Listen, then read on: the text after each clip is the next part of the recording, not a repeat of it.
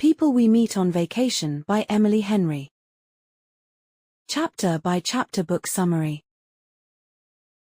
Prologue. 5 summers ago, on their annual trip, Poppy is in a sticky-floored local bar on Sonnybell Island called Bar, waiting out a storm that has plagued their vacation. She observes how being on vacation allows a person to become another version of themselves. Spotting her best friend, Alex Nilsson, at the corner of the bar, she decides to approach him by pretending to be a stranger. He is dressed in a rumpled button-up and trousers, conspicuously untanned, and reading a book on his phone. She tries a flirtatious opening, but Alex, recognizing her instantly, deadpans that he is there under duress, dragged on vacation by a short, loud friend who never shuts up.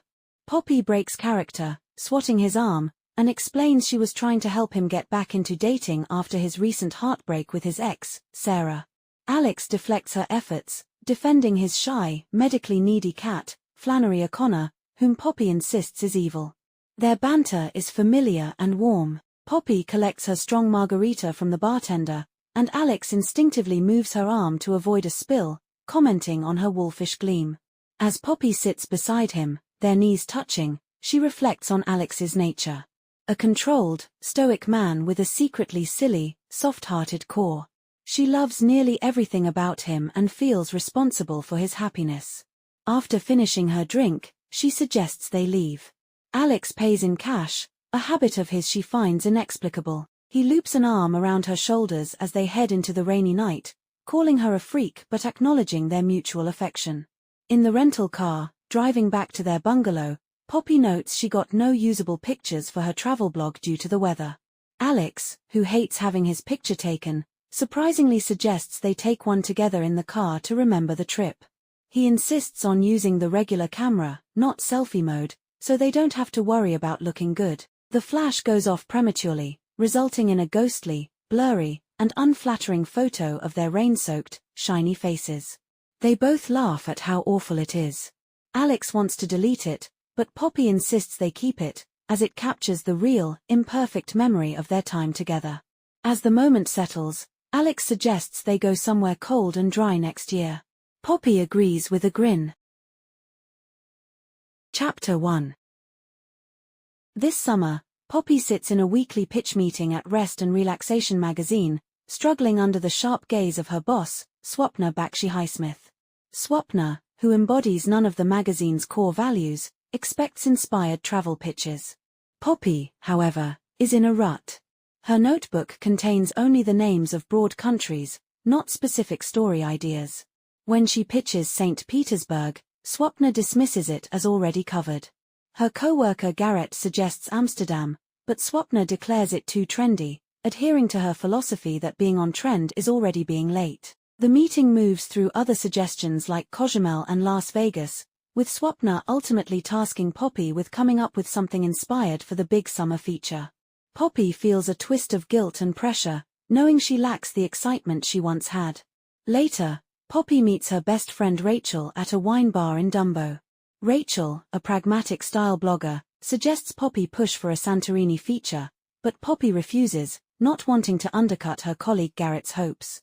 Their conversation turns to Poppy's pervasive sense of dissatisfaction. Despite having her dream job, a nice apartment, and a life of travel, Poppy confesses she is not happy.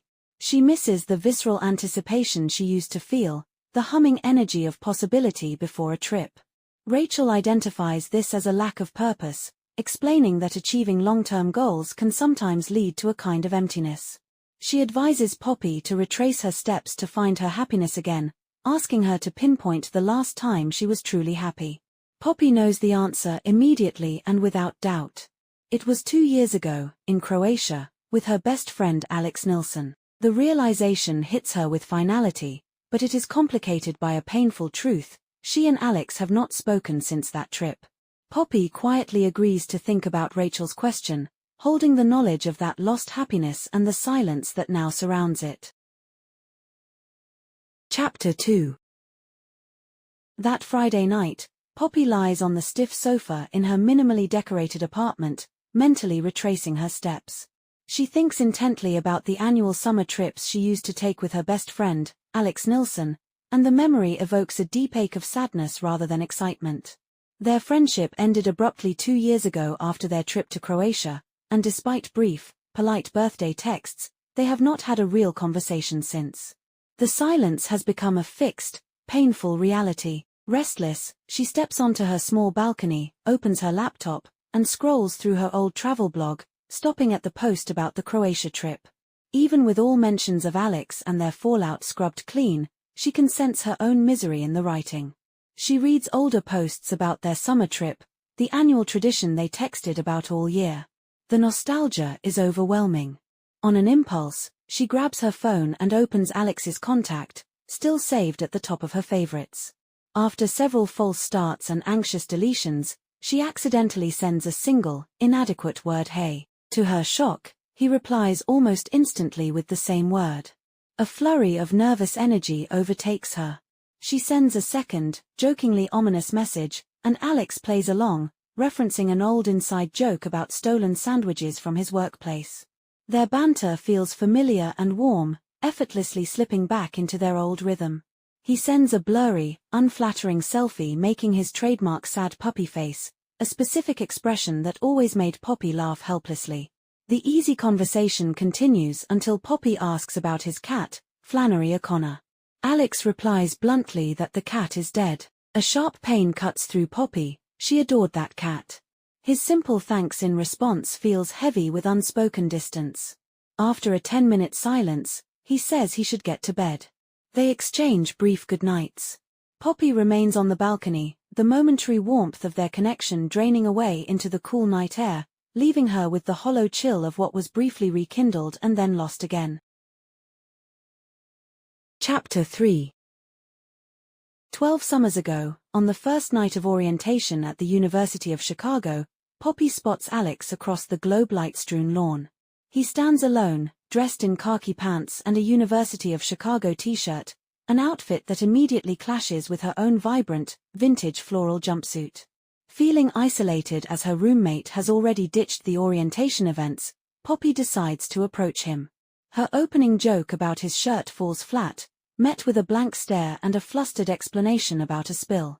A mutual, awkward blush colors both their cheeks. As Alex's eyes travel over her outfit, his expression shifts to one of clear disapproval, as if her clothes are a personal affront to his sensibility. They exchange basic information, discovering they are from neighboring towns in Ohio, East Linfield and West Linfield.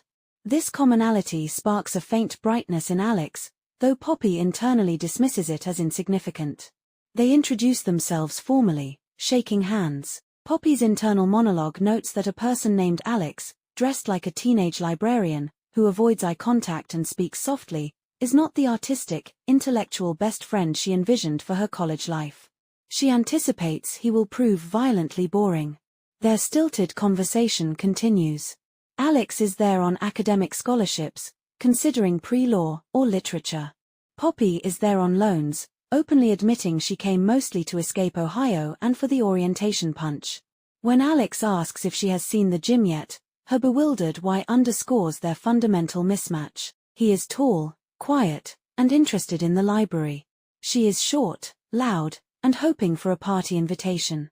After 15 painfully awkward minutes, they part ways with no exchange of numbers or plans to meet again. Alex's farewell is a formal, distant wish of good luck for her freshman year. Poppy walks away equally convinced they will never speak again, the encounter cementing her first impression of him as someone from a completely different, and uninteresting, world. Chapter 4. Days later, Poppy is in a spin class with Rachel, panting through the final minutes. Rachel presses her to reveal what she identified as her source of true happiness. Exhausted, Poppy finally admits it is the summer trips she took with Alex. She recalls a specific, vivid memory of hiking in the redwoods with him during a rainstorm, sharing a bottle of wine and resting inside a hollowed-out ancient tree, a moment of perfect, quiet connection that nothing in her life has ever surpassed. Rachel, pragmatic as ever, insists Poppy should have confronted Alex about their fallout long ago and must call him now. Poppy deflects, explaining she already texted him and believes he has no interest in rekindling their friendship or taking a trip. She suggests Rachel come with her instead, But Rachel refuses, citing her anxiety about leaving New York and her mother's similar disposition. That Sunday night, Poppy is in bed, half-heartedly researching potential travel destinations for work when her phone buzzes with a message from Alex. A giddy excitement swells in her instantly. He has sent a photo of her awkward senior yearbook picture, which he found at the East Linfield Library while setting up his classroom. Their text exchange quickly slips back into their old, effortless banter, filled with inside jokes about their hometown and teachers. He sends another fresh, blurry sad puppy face selfie from his bed. Poppy is grinning, buzzing with the surreal feeling of their early friendship. Emboldened by the warm, familiar rhythm, she tentatively suggests they should get a drink together next time she is home. He doesn't directly acknowledge the suggestion but doesn't shut it down either, replying with a non-committal guess so. Riding this wave of connection and longing, her desire to fix what was broken overcomes her fear of rejection. Her hands shaking, she types out the question she has held back for 2 years, asking if he is free before school starts because she is thinking about taking a trip. After 3 deep breaths, she hits send. Chapter 5. 11 summers ago, on the day after freshman year ends, Poppy finds herself reluctantly carpooling home to Ohio with Alex Nilsson. She is surprised to see him waiting by his station wagon. He, however, seems to have been expecting her. After a painfully silent first 25 minutes in gridlocked Chicago traffic, Poppy asks to play music. Alex resists, citing the need to focus, but eventually relents and hands her the auxiliary cable.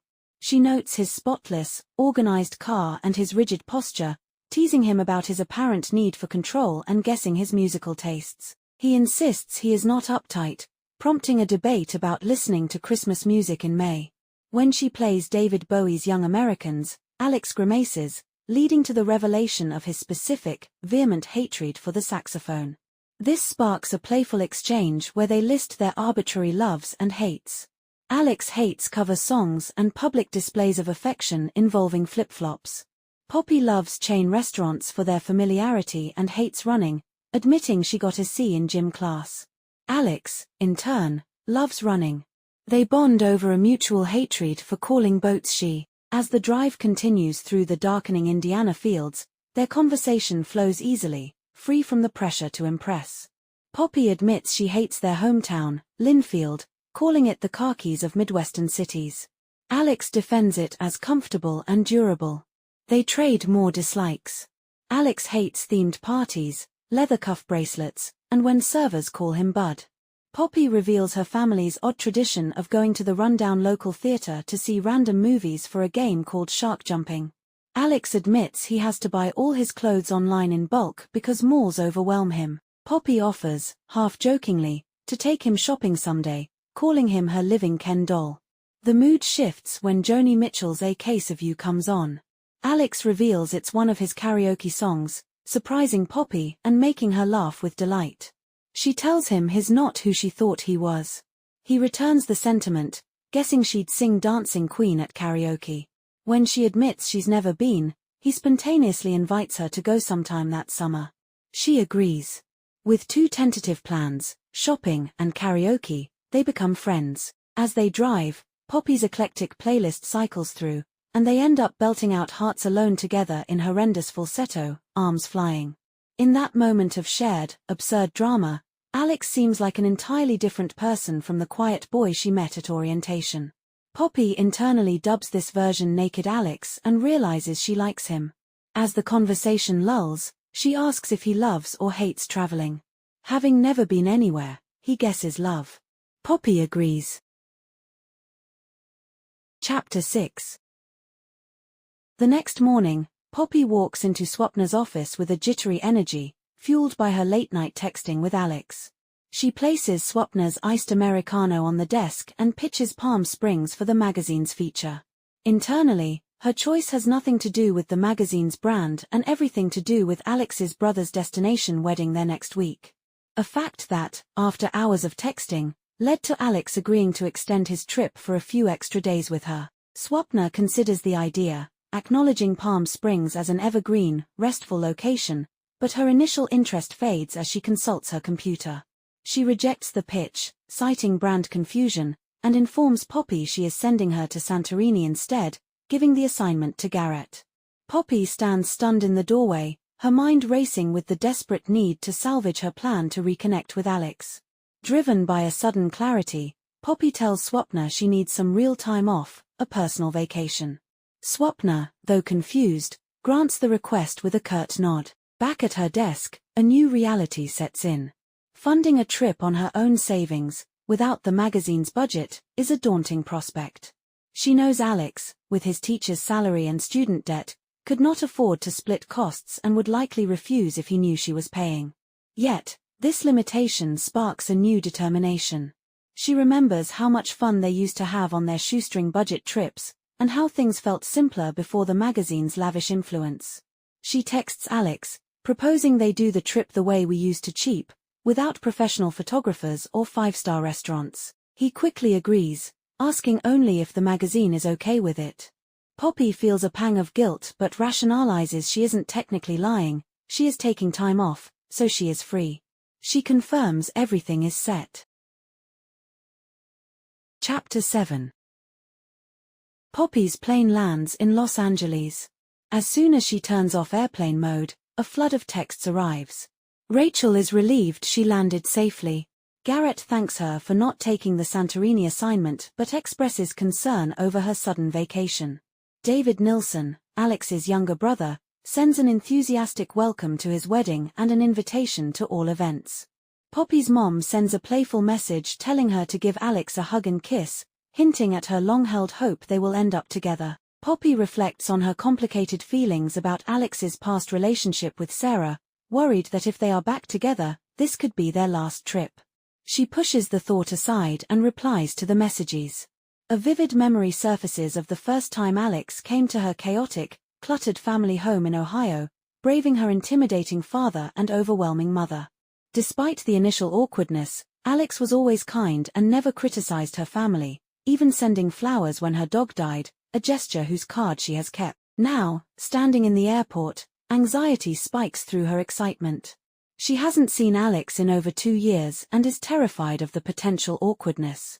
She debates where to meet him and how to greet him, overthinking every detail. As she steps off the jet bridge, she is abruptly pulled from her thoughts by his voice. Alex is there, smiling, with his familiar messy hair and clean scent.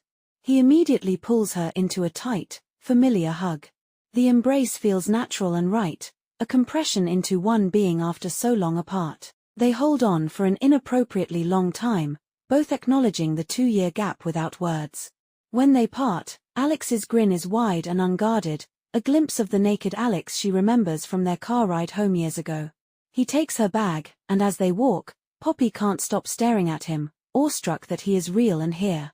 He notices her gaze and asks, amused and wary, what she's looking at. Flustered, she tells him he's just very tall, using it as a cover for the overwhelming rush of affection and gratitude she feels. Alex's smile softens, and he seems to understand the subtext perfectly. He meets her eyes and says, "It's good to see you too, Poppy," acknowledging everything she couldn't say aloud. Chapter 8. 10 summers ago, Poppy and Alex take their first vacation together to Vancouver Island, a far cry from the glamorous destinations they daydreamed about during late-night study sessions. Their friendship, which began awkwardly with a carpool home, has solidified over their freshman year through shared classes, city wanderings, and nightly study sessions. They saved every spare dollar from their campus jobs to afford this cheap, multi-layover red-eye flight.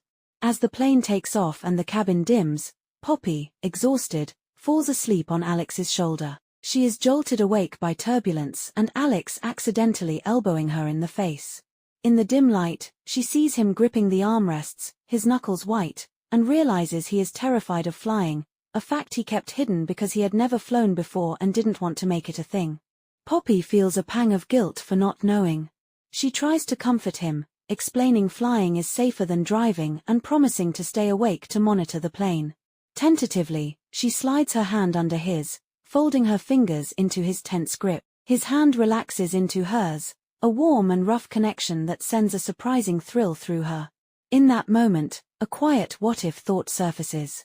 A fleeting, 5% curiosity about what it would be like to kiss him, to be touched by him. But the thought is gentle and weightless, quickly dismissed by the solid truth that they are too incompatible and she likes him too much to risk their friendship by dating. The plane judders again, and Alex's grip tightens. They exchange soft, teasing banter about meeting death and Poppy using him as a mule or a patsy for imaginary heists. He rests his head on her shoulder, pretending to sleep. Poppy knows they will both be sore and stiff when they land, but in this moment, holding his hand in the dark cabin, she doesn't mind. She looks ahead to 5 glorious days of travel with her best friend, feeling a deep, certain optimism that nothing can truly go wrong. Chapter 9. Poppy and Alex leave the LA airport, heading into the blistering desert heat. Poppy explains she rented a car for the week for only $70 through a women's travel Facebook group, just as they did on their first cheap trip to Vancouver. Alex is skeptical but goes along with it. In the rideshare van, they encounter a honeymooning couple, wifey and hubby, who assume they are also newlyweds. They fall into their old, familiar game of improvising an elaborate, ridiculous backstory about meeting at Disneyland, where Alex was a vomit scooper and Poppy played Mike Wazowski. They arrive in Highland Park to find a rusty, boxy white Ford Aspire hatchback waiting. Alex, who has apparently learned to use portrait mode on his phone, takes a picture of Poppy with the car, teasing her about her aversion to unflattering angles. The moment is warm and familiar until Poppy, overwhelmed with pride and a desire to bridge the gap between them, tells him she's glad he hasn't changed too much. He touches a loose wave of her hair and says, "You too," adding that he likes her haircut. The simple touch sends a flush of warmth through her. As they drive into the desert, the car's air conditioning is broken, and it smells strongly of marijuana. They play a game of what the car aspires to be. Stuck with only the radio, they are subjected to a seemingly endless stream of Billy Joel. The drive prompts Poppy to reflect on their high school experiences in Linfield. How Alex, quiet and athletic, navigated it smoothly, while she was bullied and ostracized for her individuality. She remembers the late-night confession in his dorm room years ago, where she told him everything and he saw and accepted all of her. Alex, bringing her back to the present, jokingly offers to waste any of his current students who might bully her, calling it the hottest thing anyone has ever said to her. They arrive at the Desert Rose apartment complex, a bubblegum pink stucco building with a sparkling pool. Exhausted and sweat-drenched from hauling their bags upstairs, they unlock their unit to 2 simultaneous shocks. The room is swelteringly hot, set to 80 degrees, and there is only 1 bed. Poppy frantically checks her confirmation email, which showed 2 beds, but they quickly realize the second bed is actually a pull-out chair, a long, sagging pad. An awkward tension descends. Poppy insists on taking the uncomfortable pull-out, but Alex refuses, citing her history of migraines. The situation is compounded by the discovery that their balcony is mostly walled off with plastic sheeting due to loud construction overhead. The fragile hope of the trip sours under the weight of these logistical failures. Poppy suggests going to the pool to escape the heat, and Alex awkwardly offers to change in the bathroom so she can have privacy in the single-room studio. Chapter 10. 10 summers ago, on their first trip to Vancouver Island, Poppy and Alex wander the city of Victoria until they are exhausted but giddy. They stop for dumplings in an empty, ornate restaurant and laugh uncontrollably over the day's absurdities, a screaming plane landing, a sprinting businessman, and a gallery employee trying to sell them a $21,000 bear sculpture. They develop a running joke, asking if random objects speak to each other. After a long bus ride, they retrieve the cheap car Poppy rented online. The drive to their motel in a misty, forested retirement village is serene. Despite constant rain, limited dining options, and a damp room, none of it matters. Poppy feels utterly content and anchored in the moment, telling Alex she wishes they could always live this nomadic life. He promises to keep his summer breaks wide open for her, and they shake on it, feeling the weight of a significant pact. On their last full day, they drive to Tofino for a surprise water taxi ride to a hot spring. The ride is violently choppy, and the driver, Buck, a scruffy, laid-back local, tries to talk to them over the roaring engine, leading to hysterical speculation about what he's saying. The highlight becomes spotting a family of otters holding hands on the water, an experience of pure, shared delight. After the hike and hot springs, Buck invites them to crash at his communal house for the night. Alex, seeing Poppy's enthusiasm, agrees. The house is a grungy, weed-scented collective of drifters. Poppy gets high with Buck by the bonfire, while Alex tours the house with Daisy, a resident welcome committee. As the night deepens, Poppy ends up kissing Buck in his closet-sized room with a mattress on the floor. The encounter is fun but unremarkable. When she tells him she doesn't want to have sex, he politely but directly asks her to leave so he can find someone who does. Amused by his honesty, she isn't upset. She finds the red and black tent in the yard and discovers Alex already asleep inside. She crawls in beside him and tells him she made out with Buck. He laughs, asking if the curtains matched the very troubling drapes. When she explains Buck kicked her out, Alex calls him a dick, but Poppy defends Buck's blunt pragmatism. She teases Alex about whether he hooked up with Daisy.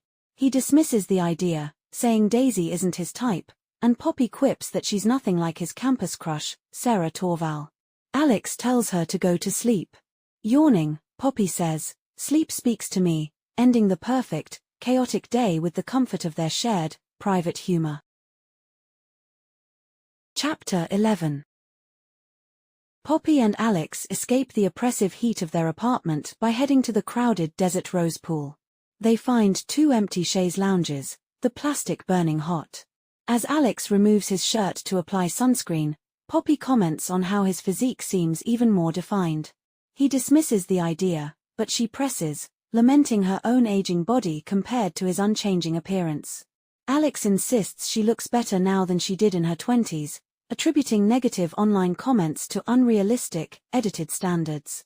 The moment turns charged when Poppy offers to apply sunscreen to his back. Kneeling behind him, her hands on his warm shoulders, a fleeting what-if thought about kissing him surfaces.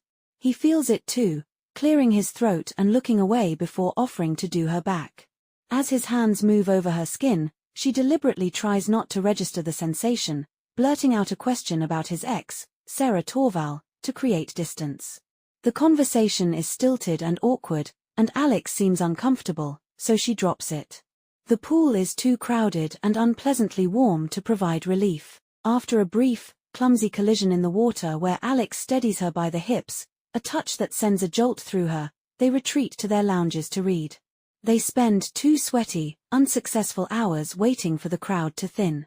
Back in the apartment, they discover it has grown even hotter, now at 82 degrees.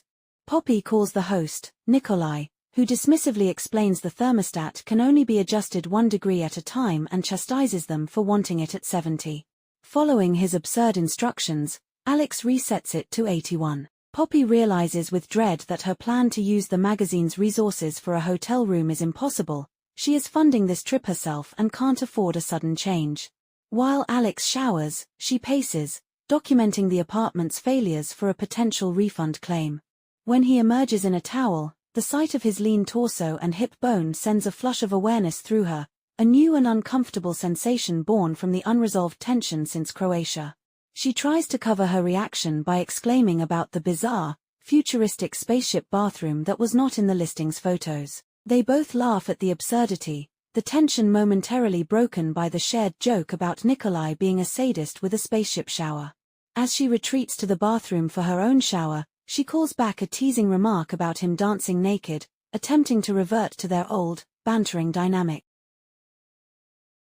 Chapter 12. 9 summers ago, financial constraints mean Poppy and Alex can't afford a big trip. Alex is funneling his money to help his younger brother with college. When he suggests Poppy go to Paris without him, she instantly proposes visiting the Paris of America, Nashville, a 4-hour drive from their hometown. The morning of the trip, as Poppy finishes packing, her mother enters her room with a bulk box of condoms, assuming she and Alex are romantically involved. Poppy is mortified but also inwardly anxious because she hasn't yet told her parents she plans to drop out of college to pursue travel blogging. She deflects her mom's concern, insisting she and Alex are just friends. Downstairs, Alex endures an awkward interrogation from Poppy's father. When Poppy appears with the condom box, Alex flushes with embarrassment. She makes a series of escalating jokes about the situation, much to Alex's discomfort and her parents' mixed reactions. As they finally leave, Alex tells her he is very mad, but a smirk betrays his amusement. During the drive, Poppy teases him about his gym physique, and he deflects, saying he exercises for his anxiety. They listen to their respective country music playlists. They check into a kitschy, Groupon-booked hotel room themed around Billy Ray Cyrus. As Alex meticulously checks for bedbugs, their conversation turns more personal. Poppy reveals she hasn't had sex, wanting it to be special. Alex admits to a past experience with another girl from the library, not Sarah Torval, and expresses discomfort discussing it. Playfully, Alex deploys his sad puppy face to tease her, leaning over her on the bed. In that moment, as laughter and tears mix, Poppy feels a sudden, intense desire to kiss him, a feeling that hits her all the way to her toes. It is the first time this specific what-if has felt so visceral. Shocked, she immediately packs the sensation away, promising herself to keep it a secret forever. Alex is unaware, softly suggests they go find a mechanical bull. Chapter 13. After getting the apartment's thermostat down to 79, Poppy and Alex escape to a cheap, air-conditioned Mexican restaurant called Casa de Sam. They revel in the cool air, joking about hiding there overnight to avoid the heat. Over jalapeno margaritas, Poppy apologizes for the Airbnb's failures, and Alex deflects, blaming the host, Nikolai. The conversation turns to Alex's life back in Ohio. He casually mentions he bought a house, his late grandmother Betty's home, which has been fixing up. Poppy is stunned and hurt she didn't know. The news underscores everything she missed in their 2-year silence. When she learns Betty has passed away, on top of his cat's death, emotion wells up. She tells him she wished he'd told her, and he replies softly that he wasn't sure she wanted to hear from him. Her voice trembles as she insists she did. The moment is heavy with unspoken regret about Croatia. When the check comes, Poppy instinctively grabs it and lies, saying the magazine now reimburses expenses, deepening her deception about funding the trip herself. The ride back is quiet, the unresolved past pressing between them. Back at the apartment, they find the temperature has risen to 81 degrees. Defeated, they follow Nikolai's absurd instructions to adjust it 1 degree at a time. Poppy, fed up, cuts a flap in the plastic sheeting walling off the balcony to let in air, joking about Nikolai's potential wrath. They plan a tentative itinerary for the next day to visit the art museum and tramway. The awkwardness lingers, and Poppy suggests turning in early. In the futuristic blue-lit bathroom, she splashes cold water on her face, resolving to be fun Poppy tomorrow to salvage the trip. Returning to the main room, she finds Alex has already claimed the uncomfortable fold-out chair bed, insisting she take the Real bed. A playful struggle ensues as she tries to push him off the chair, ending with her tumbling halfway onto his chest. Laughing together, she finds herself lingering there, his arm around her back, his hand brushing her skin. A wave of physical attraction washes over her, mingled with the heat of the room. Startled by her own feelings, she sits up abruptly and retreats to the bed. After a stilted goodnight, she turns off the light and climbs onto the bed, too hot for blankets, the charged moment hanging in the dark, humid air between them. Chapter 14. Poppy jolts awake in the dark, convinced they are being robbed. She yells a false alarm about the police and fumbles for the light. She finds Alex standing, shirtless, bent over in clear agony, gripping his lower back and gasping for breath. He explains his having a severe back spasm, a recurring issue for about a year that she knew nothing about. The pain was triggered by sitting up too quickly from the low, uncomfortable fold-out chair bed. Guilt stabs Poppy. This is another facet of his life she missed during their 2-year silence. Alex apologizes profusely, blaming himself for not considering the chair's height and for potentially ruining her trip. She reassures him that the host, Nikolai, is the one who messed things up, not him. Alex reluctantly admits he needs a muscle relaxant from his bag. Poppy retrieves it and water, her heart swelling with a protective, overwhelming love at his discomfort with being helped, a trait she remembers from college. When he mentions that ice packs and heating pads usually help, she immediately gets dressed to go to a pharmacy, ignoring his protests that she doesn't have to. She insists this is their summer trip, not just her vacation, and she wants to be useful. As she heads for the door, she tells him not to dance around naked while she's gone. Her teasing finally earns a faint smile from him. He thanks her, and she replies that she knows he likes to be useful, adding softly, "I've always liked that about you." Chapter 15. 8 summers ago, on a celebratory trip to San Francisco after Alex's college graduation, they returned to their hotel room at 2:30 in the morning, a little drunk. Poppy is celebrating Alex's upcoming MFA program, but internally she's feeling claustrophobic in her hometown and itching to move away. She's been dating Julian, a laid-back, commitment-averse artist she met in Cincinnati. Alex disapproves of Julian, finding him reckless and careless, and Poppy is embarrassed by his assessment. They spent the first part of the trip in wine country, where Alex good-naturedly took promotional photos for her blog. At a winery, they jokingly told the bartender, Mathilde, they were newlyweds, earning them a free tasting. Mathilde later recommended a romantic inn near Muir Beach. They called, confessed the newlywed story was a joke, but the innkeeper, amused, still gave them free passes to Muir Woods. For 2 idyllic days, they stayed at the cozy Blue Heron Inn, playing games and enjoying the quiet atmosphere. Poppy deliberately didn't post any pictures, wanting to keep the place and her time with Alex private. Their last night was in a San Francisco hotel camped by a blog follower. They explored the city, walking the windy Golden Gate Bridge and visiting bookstores and vintage shops. At the upscale restaurant for Allen, the prices shocked them, and they left still hungry, devouring a cheap pizza afterward. Walking back, Alex asked if she was going to break up with Julian. The question, and the intense way he looked at her, made her heart trip. Her immediate internal answer was yes, but she only said maybe. They ended up at a Hemingway-themed bar, drinking heavily. Poppy felt like she was trying to forget something. Back in the hotel room, drunk and sleepy, she begged Alex not to leave when he tried to get up after forcing her to drink water. He lay down beside her, and she fell asleep curled against his side.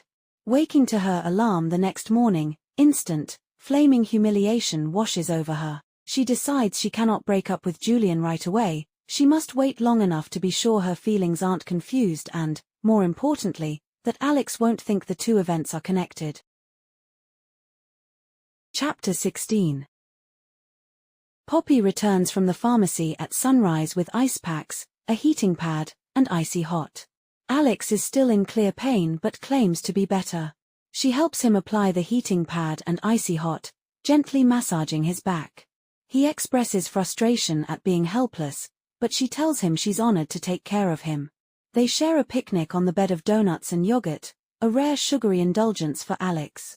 When he insists she go out and enjoy the trip, she reluctantly agrees, feeling his desire to be alone. She spends the day killing time, first at the Palm Springs Art Museum, where she feels out of place, and then window shopping on Palm Canyon Drive. She calls Rachel, venting about the trip's failures and Alex's injury. After a few hours, she returns to the apartment with sandwiches.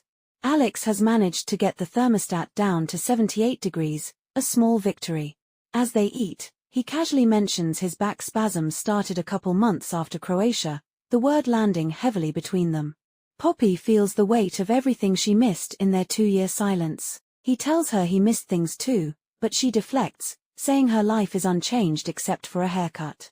While setting up his laptop to watch something, she accidentally sees a job posting for a teaching position at Barclay Carroll School in New York City. Her heart races as she confronts him about it. He admits he was just looking, explaining there are things in Linfield he needs to work out before making such a move, his house, his family, and other unspecified factors. Poppy pushes, guessing it's about a woman.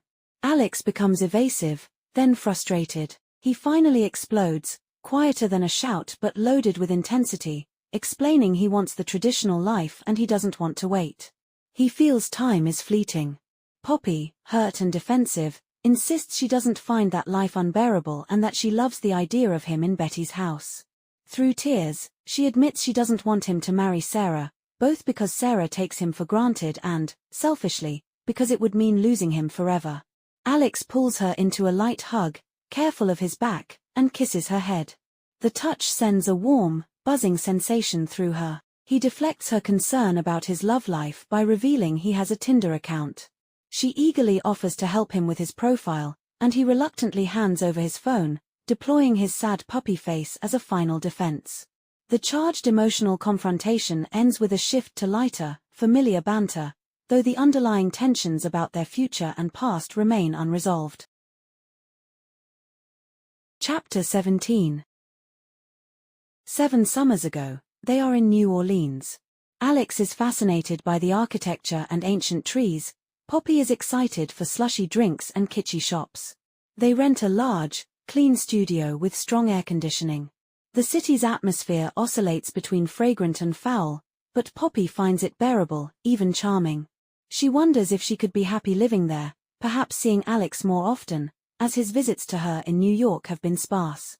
They wander endlessly, eating beignets, browsing markets, and drinking themed cocktails. They invent alter egos, Gladys and Keith Vivant, a Broadway power couple whose mantra is "theme matters," a phrase they shout whenever one resists an activity. They wear matching drunk bitch shirts, visit a goth bar called The Dungeon, and reluctantly perch on saddle seats at a country western bar, all in the name of theme. Poppy is dating Guillermo, a sweet, calm chef she met in New York through her friend Rachel. She wants Alex to like him and shares positive stories, though she withholds Guillermo's subtly condescending comment about hoping New York doesn't change her. Alex, in turn, shares that he's been texting with Sarah, his old college crush, and might see her again. Poppy encourages it, feeling her own 5% what-if about Alex has been resolved by her contentment with Guillermo. Exhausted from noisy nights, they nap by a hotel pool.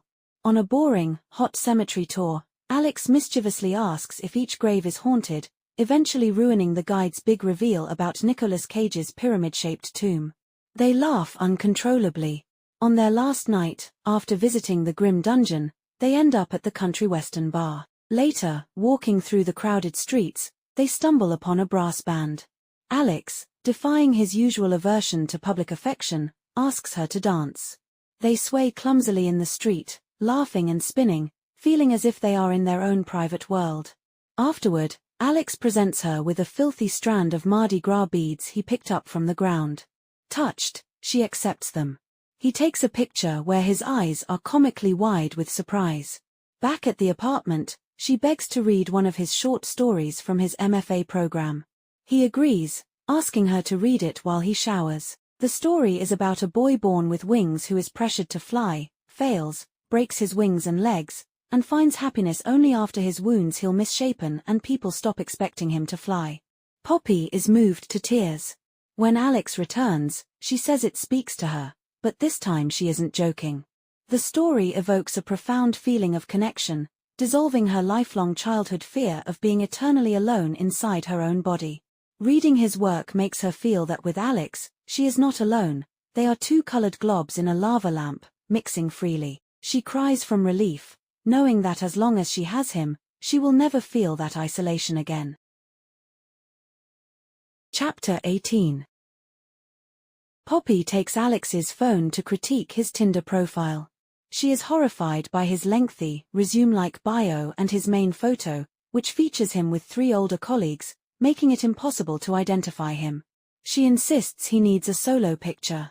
Remembering a favorite photo from their Tuscany trip, a candid shot of him beaming with unfiltered happiness after learning a literary magazine accepted his story, she sends it to him, suggesting he use it.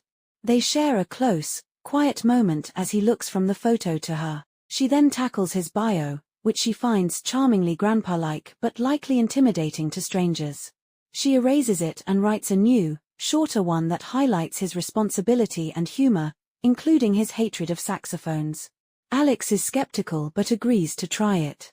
As they start swiping through potential matches, Alex dismisses a series of women Poppy finds attractive, citing they aren't his type. He finally shows interest in a strawberry blonde graphic designer who loves yoga and cupcakes. Poppy exasperatedly compares her to Sarah, calling her a wannabe kindergarten teacher and accusing Alex, and men in general, of ultimately choosing safe, boring women over exciting, independent ones. A heated argument erupts. Alex defends his preference, countering that women like Poppy probably swipe right on firefighters and skateboarders and might find him boring. She vehemently denies finding him boring. The argument escalates to a challenge. Each claims they would swipe right on the other's Tinder profile. Poppy shows him her profile picture, a silly, costumed shot from a themed party. Alex reads her bio, looks her in the eye, and says, "I would." The admission lands heavily, sending a tingling, pins and needles sensation through her body. She is rendered speechless, her whole body feeling heavy, especially where their hips touch. Internally, she thinks, "Thank God for his back spasm," as the charged moment threatens to tip into something more. Alex, his voice thick, breaks the tension by reaching for the laptop and asking what she wants to watch, effectively closing the intense, revealing confrontation. Chapter 19. 6 summers ago, a financial and emotional strain hangs over the summer trip. Poppy's recent breakup with Guillermo, after a humiliating visit to her family and a condescending dinner party, has left her emotionally and financially drained from moving. Alex has been seriously dating Sarah Torval for 9 months, a relationship that has strained his friendship with Poppy. Their communication has dwindled to brief, infrequent calls, mostly from Alex's car, and they only talk about his new, tiny black cat. Sarah appears to dislike Poppy, refusing to follow her on social media. Alex admits Sarah feels weird about the annual trip. Poppy understands, acknowledging she would feel the same. They briefly discuss cancelling the trip, but Alex suggests waiting a few weeks to see if things could change. Poppy is left wondering if he might break up with Sarah, or if their friendship itself is ending. When a resort in Vail, Colorado, offers Poppy a free stay, she texts Alex, breaking their recent silence. He calls her early the next morning, on his way to the gym. Groggy, she tells him about the offer with a single word, Colorado. Chapter 20. Poppy wakes up next to Alex in the middle of the too-hot bed, her leg hooked over his hip and his hand resting on her thigh. A flood of memories from Croatia and the charged tension of the previous night, including his quiet eye would about swiping right on her Tinder profile, rushes through her. She carefully disentangles herself just as he stirs awake. He stands, revealing an erection he quickly conceals, and comments on the increased heat. Determined to have a normal, fun day and avoid repeating yesterday's intimate awkwardness, Poppy insists they get moving. She calls the negligent host, Nikolai, about the broken air conditioner again, with no real hope. They get ready and head out into the blistering desert heat, bantering easily in the car. Poppy feels a surge of hope that being insistently chatty and normal is the key to salvaging their friendship. Their first stop is the living desert zoo and gardens. They wander through exhibits, joking about the animals. Poppy hopes to surprise Alex with a giraffe feeding experience, a detail she keeps to herself. However, as the morning wears on, Alex begins to suffer from heat exhaustion, growing dizzy and needing to sit. Poppy gets him food and water, but by the time he feels well enough to walk, they arrive at the giraffe enclosure 5 minutes too late. Feeding is over for the day. Though Alex apologizes, Poppy's disappointment isn't about the giraffes, it's the first failure in her mission to make the trip perfect and prove they can repair their friendship. As they leave, she receives a terse text from Nikolai saying he'll see what he can do about the air conditioning. Defeated by the heat and the missed opportunity, she suggests they go somewhere air-conditioned until their next planned stop. Chapter 21. 6 summers ago in Vail, the trip is on after Alex somehow convinces Sarah to allow it. Their dynamic feels normal again, the what-if fraction shrunk back to a manageable 2%. They bike, hike, and enjoy long, laughing dinners. One night, dancing to a live band, Poppy notes a difference from their dance in New Orleans. The heat has gone out of his touch, and she finds this peaceful, sparkless connection comforting, as she would rather have a small part of him forever than risk losing him entirely. Alex calls Sarah twice daily, stepping outside to talk, keeping parts of himself private from Poppy. She feels a pang at this new distance. One morning, she jokes about his phone voice, and he blushes but remains firm about his privacy. Poppy remembers Lita, a woman from their Tofino trip who moved to Vail to be a rafting guide. She texts Buck to get Lita's contact, leading to a brief, flirty exchange. Alex rolls his eyes at Buck's message. They book a rafting trip with Lita, who is now sober, pregnant, and married. The trip is leisurely and filled with hilarious stories from her wild past. Lita's tales and the shared connection make Poppy reflect on how travel makes her feel less lonely, seeing everyone at an airport as just trying to get somewhere, waiting to reach someone. In the car afterward, Alex expresses sadness at the thought of Poppy being lonely. She reassures him she isn't, mentioning her family, friends, and the showbox where she keeps his mailed short stories. She tells him, "I've never really felt alone since I met you." He responds with a vulnerable confession, saying he didn't know he was lonely until he met her, that he spent his life trying to be what everyone needed, and that it felt like she invented him by asking who he truly was. He tells her he will always love her. Poppy, deeply moved but unable to articulate the full depth of her feelings, simply says, "I love you too." The moment passes, but a new hunger awakens in Poppy. The next day, she sprains her ankle badly on a hike. In pain and tears, she asks if she has slow Loris hands. Alex, fighting a smile, tells her she has beautiful hands. When she cannot walk, he carefully carries her half a mile down the mountain, joking that he'd be annoyed if she faked it. As he carries her, Poppy thinks, "No. I really could not have invented him." Chapter 22. After resting in the zoo gift shop, they head to their next stop. The Cabazon Dinosaurs, two large, sun-bleached dinosaur sculptures by the highway with a creationist museum inside the tail. It's a quirky roadside attraction, but the atmosphere is lackluster and the air conditioning in the gift shop is weak. Alex still seems tired and unwell from the heat. Poppy, anxious to fill the day and salvage the trip, suggests the Morten Botanical Garden, but they arrive to find it closed for the summer afternoon. Desperate, she takes over driving for a self-guided architecture tour of Palm Springs Tennis Club neighborhood, pointing out modernist hotels and mansions. Alex, who she remembers loved architecture in New Orleans, shows little enthusiasm. After 2 hours and a dragged-out dinner for the air conditioning, he pleads for a break, saying his car's sick, tired, and hot. Defeated, Poppy agrees to head back. On the drive, the car gets a flat tire. There is no spare. They call a tow truck, share an Uber with a driver who gets lost, and finally hit standstill traffic near their apartment. Frustrated and exhausted, they get out and decide to walk the last half mile in the dark. Alex declares he's getting in the pool tonight, even if he has to climb the fence. Poppy agrees with a tired laugh. Chapter 23. 5 summers ago, on their last night on Sonnibel Island, Poppy lies awake listening to the rain. She mentally replays the storm-soaked week. The lazy days, the breakup details from Alex's failed relationship with Sarah, their sticky-floored bar visit, and their run through the downpour to the car. Her memory settles on the moment in the rental car after they took the terrible, blurry photo together.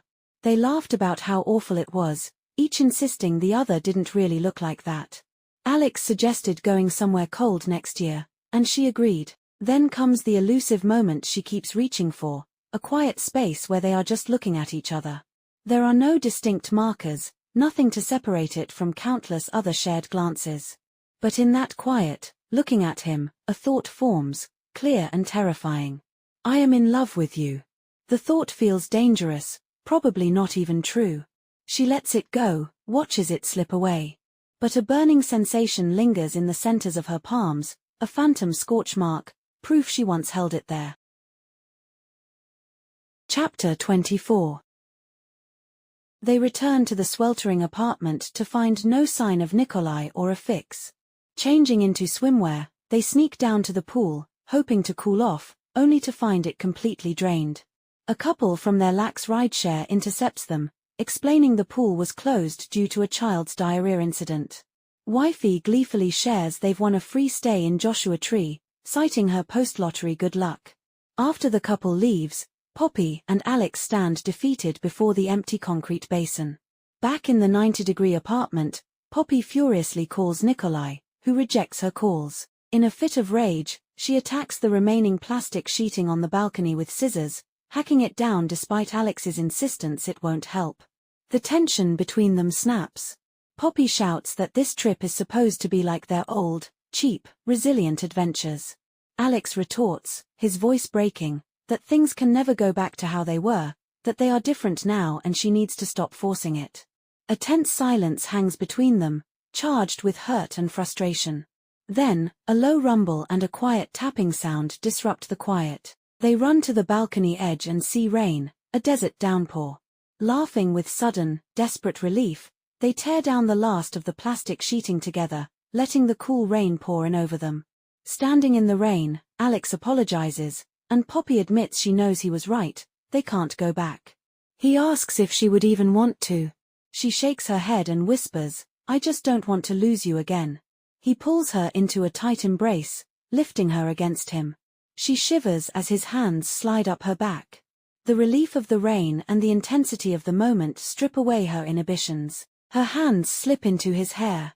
He draws back to look at her, his expression softened. He tells her, "You won't lose me. As long as you want me, I'm here." The confession she's been holding back melts out of her. "I always want you, Alex," she whispers. "Always." He presses his forehead to hers, his breath unsteady. Their noses slide together, mouths hovering an inch apart, tasting the shared air. Every breath whispers against the other's lips. The careful distance they've maintained for years pulses between them, full of plausible deniability and agonizing possibility. As their mouths part, hesitating, Poppy's internal resistance dissolves. The thought this wasn't supposed to happen is quickly overpowered by a louder, more certain truth. This had to happen. This is happening. Chapter 25.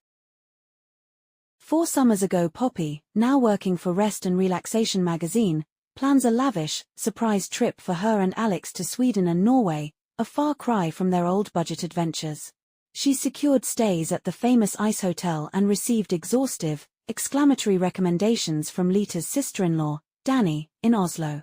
Poppy is thrilled to give Alex this luxurious experience. In the week before the trip, she falls severely ill with what she thinks is a cold. Alex texts her lovingly about his tiny black cat, Flannery O'Connor, saying the cat reminds him of her because of its tiny laughter. The affection in his messages makes her feel fluttery and warm. She has a nightmare that he cancels the trip to get back with Sarah, and when she shares her anxiety, he reassures her the summer trip is the highlight of his year. Her condition worsens into a high fever. She's forced to cancel the trip at the last minute, devastated. Swapna, her boss, is understanding and suggests Alex can use the accommodations and the photographer will go ahead. Poppy, alone and delirious in her minimalist apartment, yearns for the chaotic comfort of her childhood home. Alex, who had a layover in New York, abandons his connecting flight to Norway and arrives at her apartment. He finds her burning with fever, having wet the bed, and completely helpless. He takes charge, changing her bedding, helping her shower, administering medicine, and making soup. She has pneumonia. He stays with her for days, nursing her back to health, sleeping beside her. One night, tangled in bed, she tells him she loves him. He murmurs it's probably the fever talking.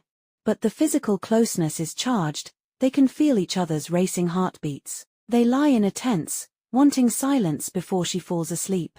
The next morning, he's back on the other side of the bed. As she recovers, they spend quiet days watching cartoons and listening to Norwegian folk music.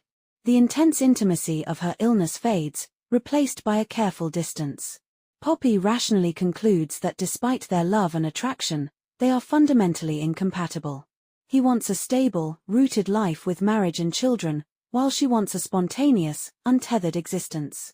To preserve their friendship, the what-if must be squashed. When she drops him at the airport, she gives him a chaste hug, fighting her physical response. He tells her he'll miss her in a low growl.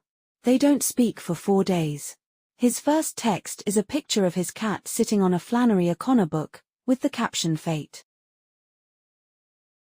Chapter 26. This summer, rain pools across the balcony as Poppy and Alex stand close enough that the storm seems to settle over them rather than around them. Their bodies are soaked and flushed, and the long build-up of tension between them breaks. What begins as the slightest brush of mouths grows into a series of deeper, slower kisses. Each movement draws them in tighter, their breathing unsteady and their reactions mirroring the shift from uncertainty to unmistakable desire. Their hands find familiar places on one another with new intensity, and both tremble with a mixture of exhilaration and fear as they lean fully into the moment that has been building for years. Alex pauses just long enough to check if she is comfortable, and Poppy can only respond with a wordless nod. The closeness between them heightens as they explore each other with careful intention. Clothing is pushed aside, skin meets skin, and the atmosphere turns warm despite the rain. Poppy's focus is entirely on him, on the way his touch steadies her, on how long both of them have imagined this. Alex admits that he has thought about her often, and she quietly admits the same. Their connection deepens as they move together with growing urgency.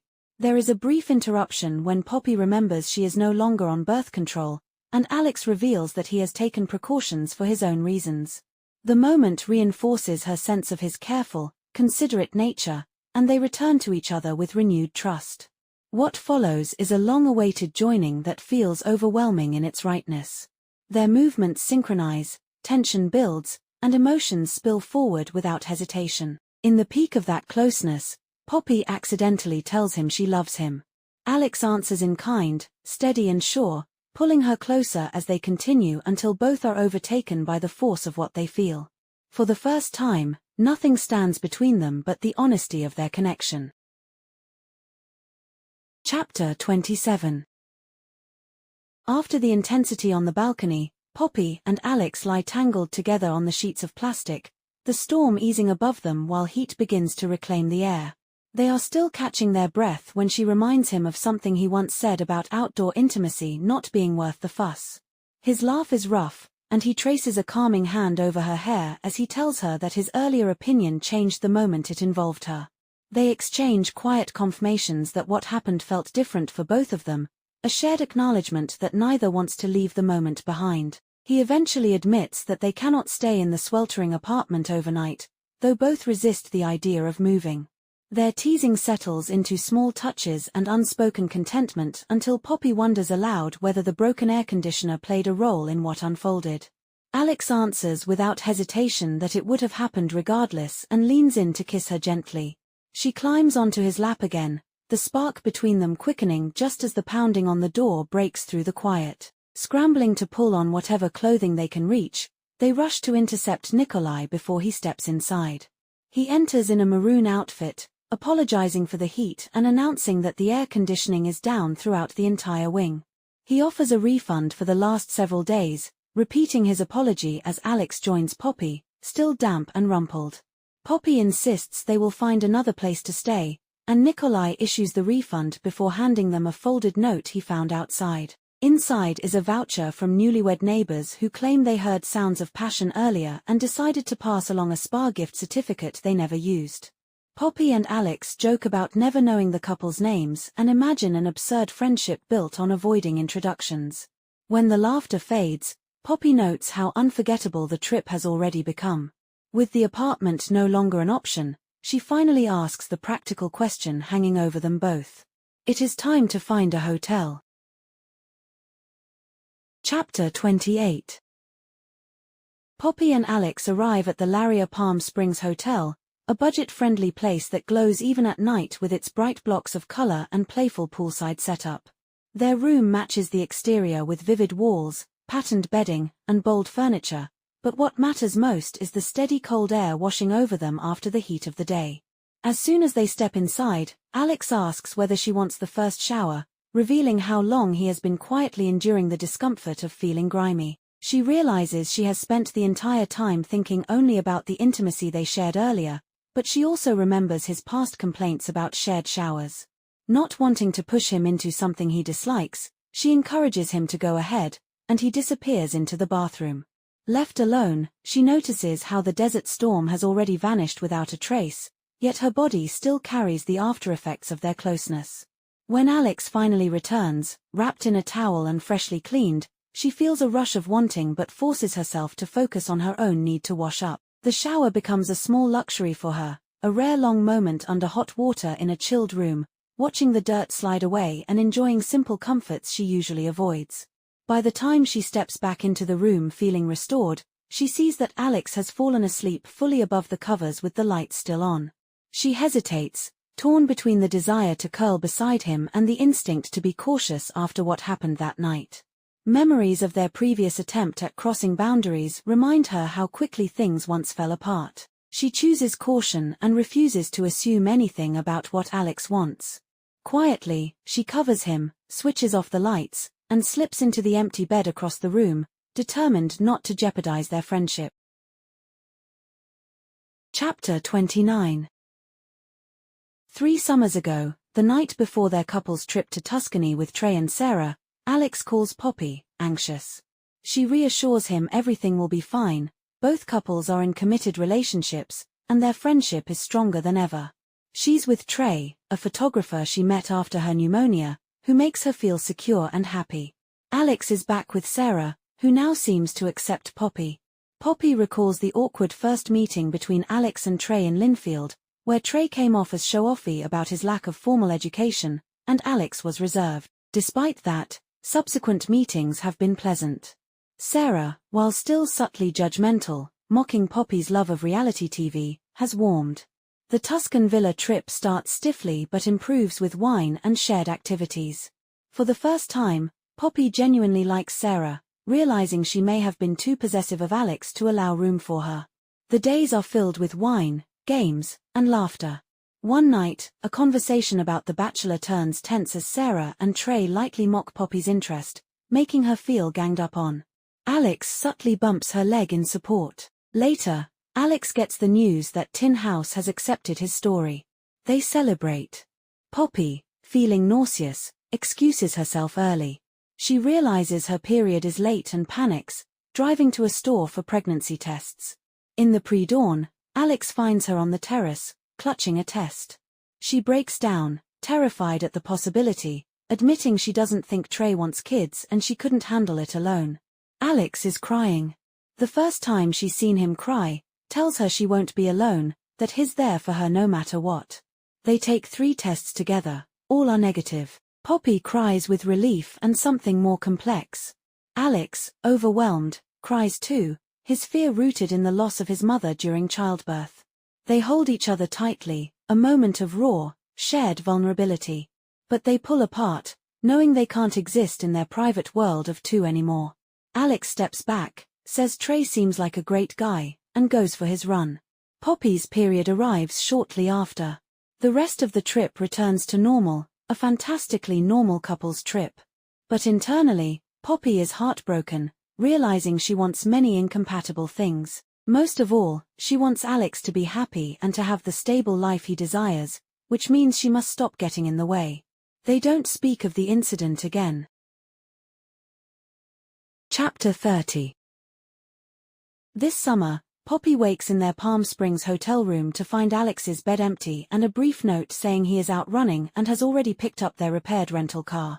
The note's lack of any reference to the previous night on Nikolai's balcony makes Poppy paranoid he is having a post-coital freakout, similar to what happened in Croatia 2 years ago. She is determined to keep things light and adds a note inviting him to meet her at the pool. When Alex arrives with a cinnamon roll and a latte for her, they spend the day lounging by the water. As they get ready for David's bachelor party that evening, Poppy nervously questions whether Alex really wants her to attend and if he regrets their intimacy. He reassures her he does not, explaining he avoided looking at her all day because it made him think of the night before. Their conversation quickly turns passionate, leading to another intense physical encounter that makes them late to the party. They arrive at a lavish mid-century mansion where the bachelor party is in full swing. David, Alex's brother, and the groom, greets them enthusiastically and notices they are holding hands. The party is a vibrant, chaotic mix of people by a lit-up pool. After taking shots and chatting, David pulls Alex away for a trivia game. David stays with Poppy by the pool and expresses his relief at seeing Alex with her. He reveals he has been worried about Alex back in Ohio, feeling like an empty nester now that his siblings are married with their own families. David then mentions that Alex had a ring and was going to propose to his ex-girlfriend Sarah. This revelation hits Poppy hard, casting their entire past in a new, painful light. She is flooded with guilt, remembering the pivotal moment in Tuscany involving a pregnancy scare and believing her needs have always come at the expense of Alex's own happiness and relationships. David's sincere comment that he is glad Alex has her now rings hollow as Poppy is consumed by the thought that, instead, she selfishly has him. Chapter 31. Poppy's guilt and panic from the party intensify as they return to the hotel room. She avoids Alex's attempts at affection and begins removing her makeup, her silence causing him visible anxiety. When he asks what he did wrong, she insists he is perfect, then blurts out her question about whether he was going to propose to Sarah. Alex is taken aback but confirms he had a ring, apologizing for not telling her. Poppy clarifies she is not angry with him but furious with herself for always asking too much and potentially costing him the life he wanted. She begs him to tell her she was not the reason Sarah broke up with him, but he cannot. After a tense silence, Alex admits that everything was because of her. He explains that Sarah broke up with him before their Sonnibel trip, and he felt guilty because he only hoped Poppy did not find him boring. He confesses that when he and Sarah reconciled, he pressured her to come to Tuscany because he was unwilling to give Poppy up. The pregnancy scare there terrified him so profoundly he got a vasectomy without consulting Sarah. Days later, he saw an engagement ring he thought would be perfect, but the realization that he was making all these decisions for Poppy, not for Sarah or himself, horrified him. He ended the relationship that same day. He tells Poppy he scared himself with the depth of his love for her, a love that is terrifying and overwhelming compared to the clear, manageable love he had for Sarah. Poppy pulls him into an embrace, assuring him it is not his job to make her happy and that she loves him just as frighteningly. She admits her own fear that he will find something unlovable deep within her, but she wants all of him and is trying to be brave. Alex insists nothing will ever change how he feels about her, and they share a tearful, urgent kiss. Poppy asks that he only hold her hand when he wants to, and he replies that he currently needs to be touching her at all times. The following evening, they attend the elegant rehearsal dinner. The mood is lighter now, full of tender confessions. Alex admits he remembers every detail of their past, despite previously claiming he did not, because he was embarrassed by the depth of his memory. Their playful banter is interrupted by the arrival of Alex's father Ed Nilsson. Alex immediately drops Poppy's hand. Poppy, feeling a surge of protective anger watching Ed grieve freely while Alex stiffens his own emotions, bluntly tells Ed that he will get through the weekend because his son needs him. Ed is taken aback and drifts away. Alex is not upset, instead whispering to Poppy that he found her delivery of hard truths unexpectedly arousing and confesses he feels incapable of expressing happiness in front of his family.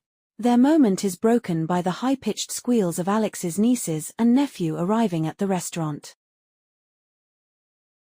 Chapter 32. The wedding day is a whirlwind of joy and a growing, quiet dread for Poppy. At the venue, a Spanish-style house with lush gardens, Alex is playful and open with his nieces and nephew, drawing Poppy into their games of princesses and dragons. The ceremony is short and sweet, followed by a vibrant reception.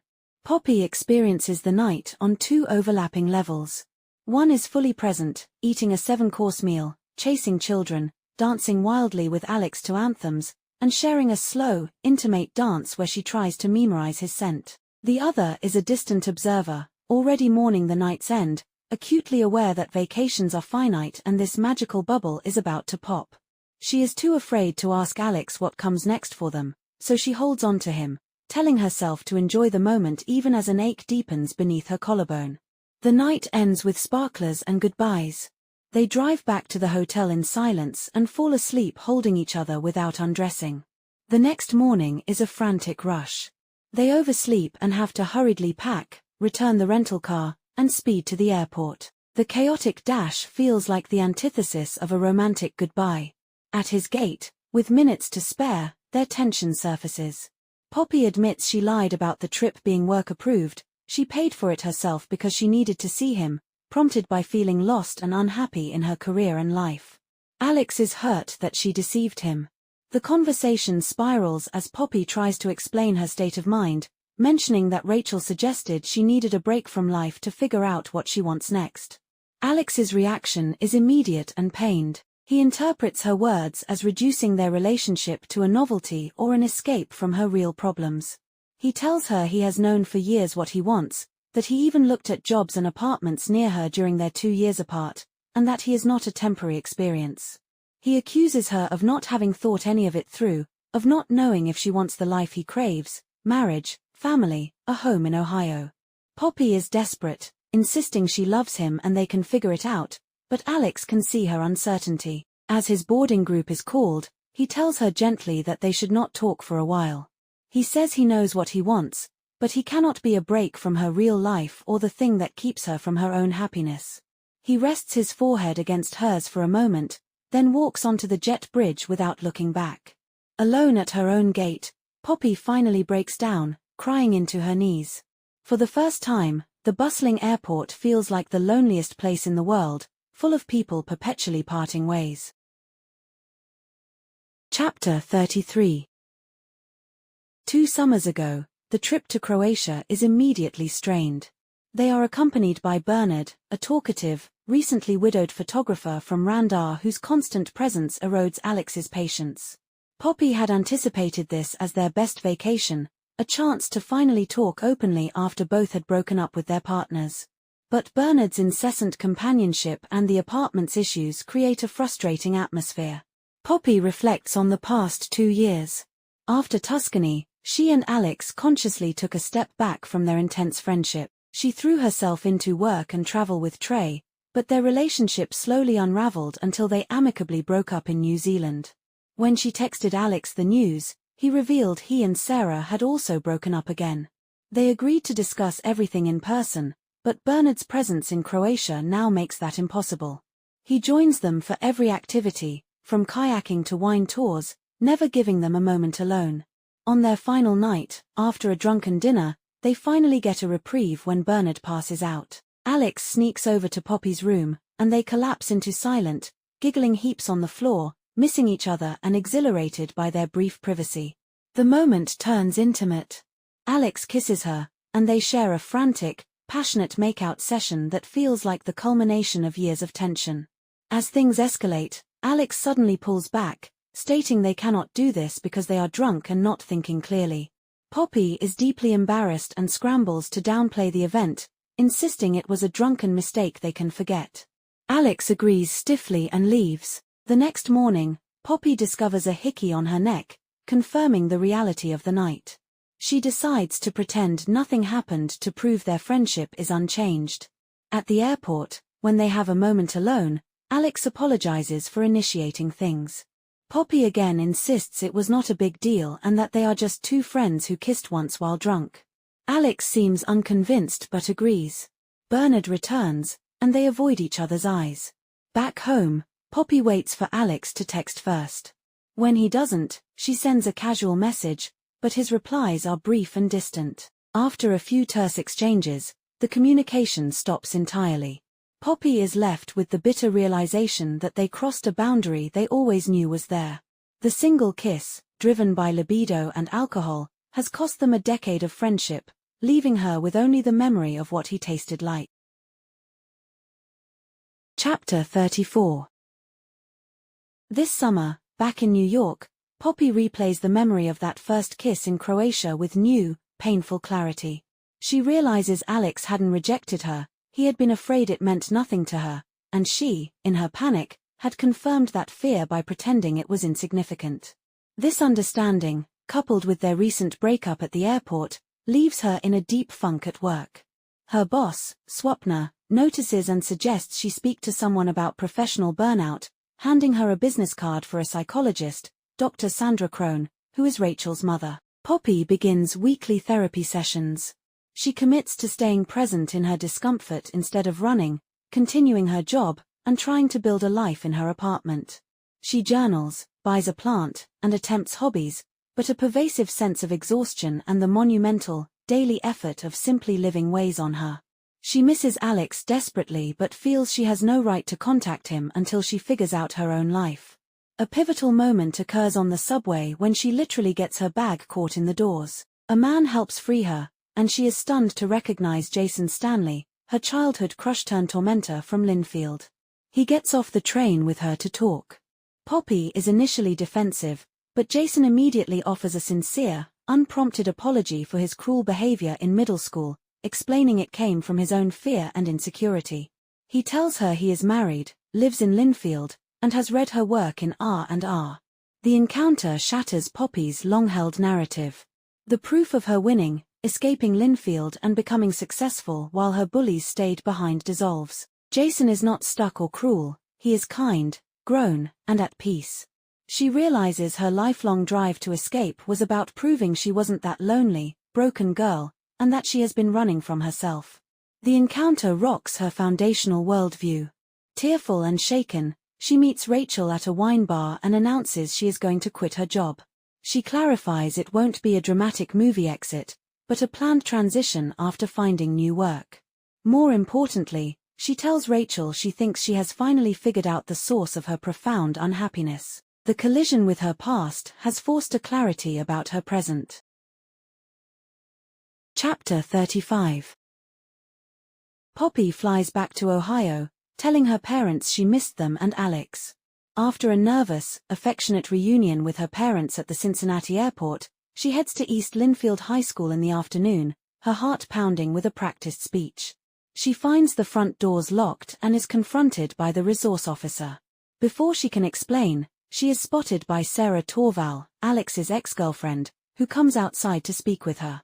Poppy immediately apologizes to Sarah for being careless with her friendship with Alex and for the pain it caused. Sarah accepts the apology with a weary honesty, admitting she used to blame Poppy but realized the problems ran deeper. She confirms she and Alex are not together and, after a moment of deliberate hesitation, gives Poppy a tip. Alex and other teachers might be at a bar called Birdie's after work. Poppy drives to the dim, crowded bar, a place emblematic of the normalcy she always fled. She spots Alex at a table with other teachers, scrolling on his phone. When he sees her, he stands, looking stunned. With an audience of his colleagues, including a teacher who remembers her, Poppy delivers her impassioned, rambling speech. She explains that therapy helped her realize her love of travel was about connecting with people to combat deep loneliness, and that her unhappiness stemmed from losing those genuine connections, not just from losing him. She confesses she spent years putting distance between them because she was terrified of his rejection. She tells him she loves him completely and is willing to give up everything for him, her life in New York, her career, her fear of Linfield, to build a life together. She promises to embrace his world, from high school basketball games to babysitting and even helping with wallpaper. She shows him a photo of a snake plant she has kept alive, proof of her commitment and seriousness. She finishes by declaring that he is her home. Alex listens, his expression pained and unreadable. When she finishes, he is quiet for a long moment. He finally speaks, his voice soft and miserable. He tells her she terrified him with how quickly his mind raced to a future with her, and that they have always known they don't make sense as a couple. He says he doesn't want her to give anything up, but he cannot watch it fall apart again. Poppy understands this as a rejection. She whispers okay, turns, and walks toward the door. At the threshold, she looks back and tells him she doesn't regret telling him, that she loves him all the way and couldn't have lived with herself if she hadn't been honest. She then steps out into the bright sunlight of the parking lot and finally allows herself to cry, her heart breaking with the conviction that Alex cannot love her the way she loves him. Chapter 36. Sobbing uncontrollably, Poppy stumbles across the parking lot, leaning against her parents' minivan as her world dissolves into a blur of color and pain. She hears Alex's voice calling her name from behind. She forces herself to swallow her emotions, not wanting him to shoulder her feelings as he always does, and turns as he jogs up, stopping to close her in between the van and himself. After a moment of shared, heavy breathing, Alex tells her he started seeing a therapist too. Poppy gives a wet laugh, unsure why he is telling her this. He explains that his therapist thinks he is afraid to be happy. Poppy asks if he is, and after a long look, he shakes his head. He admits he knows he would be incredibly happy if he got on a plane to New York with her, for as long as she would have him. He regrets every missed chance to tell her how he felt. But his fear, he explains with a cracking voice, is about what comes after that happiness. He is terrified she will find him boring, meet someone else, be unhappy and stay out of obligation. Most acutely, he is afraid of loving her for their entire lives and then having to say goodbye, of her dying and the world becoming useless, of not being able to get out of bed for their children if he lost her. Poppy listens, her heart breaking for him. She whispers his name and tells him he has already endured losing his mother and he kept getting out of bed. He was there for his family, and he is still loved. That didn't end with one person's death. Alex nods, his voice taut as he admits he is just scared. Poppy reaches for his hands, drawing him closer, and tells him they have found another thing to agree on, that being in love with each other is terrifying. He laughs through a sniff, cups her jaw, and presses his forehead against hers, their breathing synchronizing. He whispers that he never wants to live without this, calling her his tiny fighter. As he looks into her eyes, she feels an overwhelming surge of love. He smooths her hair, his gaze moving over her face with calm purpose, and tells her she is his home. Then he kisses her. In that moment, wrapped in his arms, Poppy knows it is true. They are home. Epilogue. Poppy and Alex play tourists in New York City, wearing matching kitschy outfits and taking a bus tour. They eventually abandon the tour for a more personal experience, visiting Café Lalo to sit where Meg Ryan and Tom Hanks did in You've Got Mail. Alex has been living in New York full-time for 5 months, taking a long-term substitute teaching position. Poppy reflects that regular life with him feels like a permanent vacation, even with its mundane responsibilities like laundry, dishes, and lost Metro cards. She shares the small, intimate discoveries of their cohabitation. Alex cannot fall asleep while spooning but inevitably ends up entangled with her by the middle of the night. They have ridiculous, joyful kitchen dance parties. They are happy, and even the difficult moments are better than life was apart. Their tourist day ends with a brief, overwhelming visit to Times Square before they retreat to their shared apartment. Poppy has a new job writing a column called People You Meet in New York, focusing on human interest stories about city residents and their favorite spots. Her first article is about a woman named Dolores at a Brooklyn bowling alley. Though she has an article to finish, she prefers to sink into the couch with Alex. He embraces her and calls their apartment home, a sentiment she echoes as they kiss. She thinks ahead to next summer's planned trip to Norway and Sweden, and to spending part of Alex's summer break in Linfield, staying in his late grandmother Betty's house, fixing it up, and spending time with both their families. They will try on both cities, figuring out where they want to be, but Poppy already knows her favorite place will be wherever Alex is. As she looks at him, unable to articulate the depth of her feeling, she simply tells him he is so tall. He understands the unspoken sentiment, smiles his wide, unfitted naked Alex smile just for her, and says he loves her too. She knows they will love each other a little more each day. Even on hard days, they are together in a place of complete acceptance, surrounded by all the versions of each other they have known over 12 years. Right now, down to her bones, she is happy.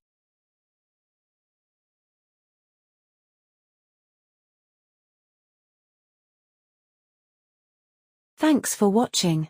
If you enjoyed this book summary, don't forget to hit the like button and subscribe for more summaries. Do you have any thoughts or questions? Drop them in the comments below.